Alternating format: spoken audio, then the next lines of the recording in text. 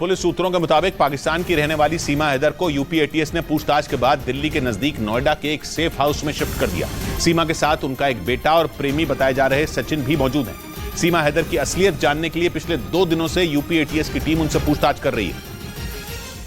और पुलिस सूत्रों के मुताबिक इन 2 दिनों में सीमा हैदर से करीब 18 घंटे पूछताछ की गई।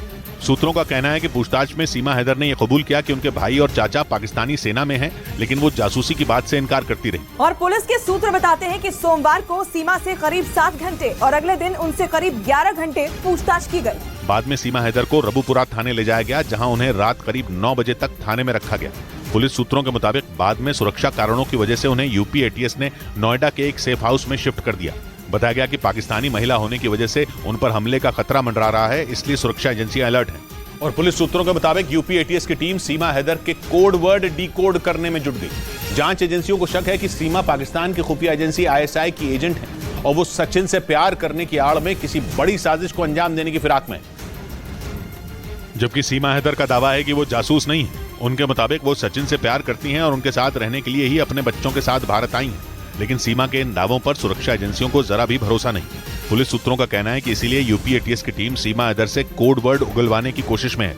खुफिया एजेंसियों के सूत्र बताते हैं कि आईएसआई भारत में जासूसी करने वाले अपने एजेंट को कुछ खास तरह के कोड वर्ड देती है। आईएसआई सूफी शब्द का इस्तेमाल उन लोगों के लिए करती है जो देश के बड़े इंफॉर्मेशन निकाल कर आईएसआई तक पहुंचाते हैं, जबकि फल शब्द का इस्तेमाल पैसों के लेन देन के लिए किया जाता है। जांच एजेंसियों को शक है कि सीमा हैदर आईएसआई की एजेंट है। इसी वजह से यूपी एटीएस की टीम उनसे कोड वर्ड निकलवाने और उन्हें डिकोड करने में जुट गई। और पुलिस सूत्रों के मुताबिक सीमा हैदर की असलियत जानने के लिए यूपी एटीएस की टीम उनकी और उनके प्रेमी बताए जा रहे सचिन मीणा के बैंक अकाउंट खंगालने में जुट गई, लेकिन ताकि यह पता लगाया जा सके कि कहीं सीमा हैदर और सचिन की कोई मदद तो नहीं कर रहा।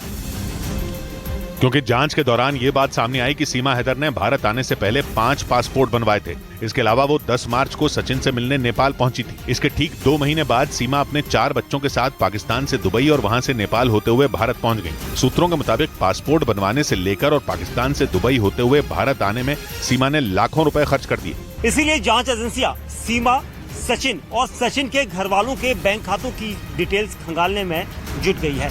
सूत्रों का कहना है कि जांच एजेंसियों को शक है कि सीमा हैदर और सचिन की पैसों से मदद की जा रही है, जबकि सीमा का दावा है कि उन्होंने कराची में करीब 12 लाख पाकिस्तानी रुपयों में एक जमीन बेची थी और उन्हीं पैसों से वो भारत पहुंची।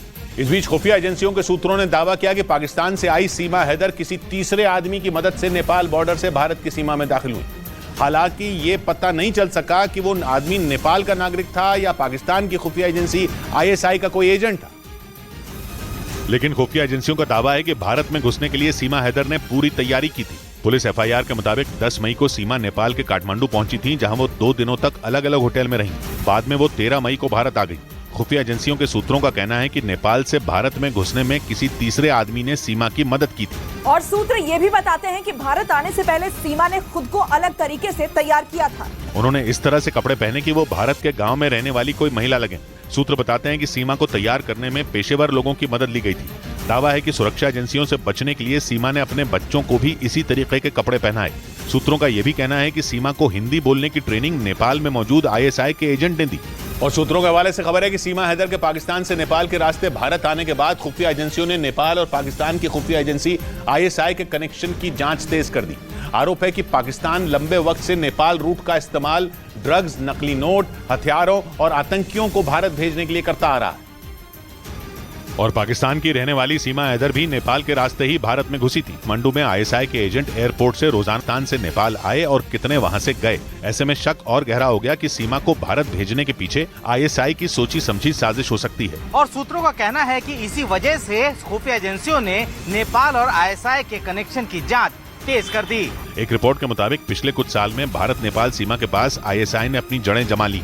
इनमें नेपाल के 7 जिले यूपी और बिहार से लगने वाले बॉर्डर के पास मौजूद हैं, जहां से आईएसआई भारत के खिलाफ ऑपरेशन को अंजाम देती है। इस बीच पुलिस सूत्रों के मुताबिक पाकिस्तान से आई सीमा हैदर ने सोशल मीडिया पर मरियम खान नाम से फर्जी आईडी बना रखी थी। इसी वजह से जांच एजेंसियों ने सीमा के ऑनलाइन गेम पबजी और उनके सोशल मीडिया अकाउंट की जांच तेज कर दी। और पुलिस सूत्रों का कहना है कि सीमा हैदर सचिन के अलावा भी भारत में रहने वाले कई लोगों के संपर्क में थी। सूत्रों के मुताबिक जांच में यह भी पता चला कि सीमा ने मरियम खान नाम से सोशल मीडिया पर फर्जी आईडी बना रखी थी। इसी वजह से सुरक्षा एजेंसियों का शक और भी पुख्ता हो गया कि प्यार की आड़ में सीमा किसी बड़ी साजिश को अंजाम देने के लिए भारत में घुसी है। सूत्रों के हवाले से खबर है कि पूछताछ में सीमा हैदर ने बताया कि सचिन मीणा उनके लिए पाकिस्तान जाना चाहते थे, जिसके लिए उन्होंने पासपोर्ट के लिए आवेदन भी दिया था, लेकिन उन्हें डर था कि पाकिस्तान में सचिन की हत्या कर दी जाएगी। इसी वजह से उन्होंने सचिन को पाकिस्तान आने से रोक दिया था। और पाकिस्तान से आई सीमा हैदर की असलियत जानने के दौरान सुरक्षा एजेंसियों को यह पता चला कि नेपाल की राजधानी काठमांडू में सचिन ने होटल में गलत नाम से कमरा बुक करवाया था। पुलिस की एफआईआर के मुताबिक 10 मार्च को पाकिस्तान के कराची शहर से दुबई होते हुए सीमा हैदर नेपाल पहुंची थी।